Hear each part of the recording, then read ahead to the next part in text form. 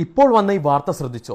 തലച്ചോറിനെ തിന്നുന്ന അമീബ എന്നറിയപ്പെടുന്ന നെഗ്ലേരിയ ഫൗളേരി ഇതാ വീണ്ടും പുഴകളിലും തടാകങ്ങളിലും വൃത്തിഹീനമായ സ്വിമ്മിംഗ് പൂളിലും നീന്തുമ്പോഴും ചാടുമ്പോഴുമൊക്കെ ഈ നെഗ്ലേരിയ ഫൗളേരി എന്ന് വിളിക്കുന്ന അമീബ മൂക്കിലൂടെ പ്രവേശിക്കുകയാണ്.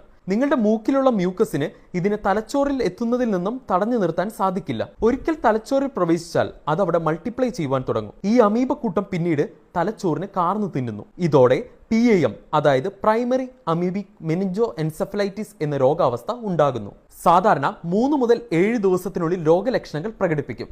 ശക്തിയായ പനി, തലവേദന, ഛർദി, ഓക്കാനം, കഴുത്തിലൊരു സ്റ്റിഫ്നെസ് പോലെ, ടേസ്റ്റ് സ്മെല്ലെല്ലാം കുറയുക, ഹലൂസിനേഷൻ, കാഴ്ച പ്രശ്നങ്ങൾ, പരസ്പര ബന്ധമില്ലാതെ സംസാരിക്കുക എന്നിവയെല്ലാം കാണാവുന്നതാണ്. ഇനി ഇത് വരാതിരിക്കാൻ ശ്രദ്ധിക്കേണ്ട കാര്യങ്ങളിൽ ഒന്ന്, വാമായിട്ടുള്ള വെള്ളത്തിൽ നീന്തുന്നതും ഡൈവ് ചെയ്യുന്നതും ഒഴിവാക്കുക. 2, വെള്ളത്തിലുള്ള ആക്ടിവിറ്റീസിൽ ഏർപ്പെടുമ്പോൾ നോസ് ക്ലിപ്പ് ഉപയോഗിക്കാൻ ശ്രദ്ധിക്കുക. 3, വെള്ളത്തിന്റെ അടിയിൽ കിടക്കുന്ന സെഡിമെന്റ്സ് ഒക്കെ ഇളക്കാതിരിക്കാൻ നോക്കുക. വെള്ളത്തിൽ പോയതിന് പിന്നാലെ ഇത്തരം രോഗലക്ഷണങ്ങൾ പ്രകടിപ്പിച്ചാൽ ഡോക്ടേഴ്സിനെ ഉടനെ സമീപിക്കേണ്ടതാണ്. ഇനി മറ്റുള്ളവരുടെ അറിവിനായി ഈ വീഡിയോ ഇപ്പൊ തന്നെ ഷെയർ ചെയ്യൂ.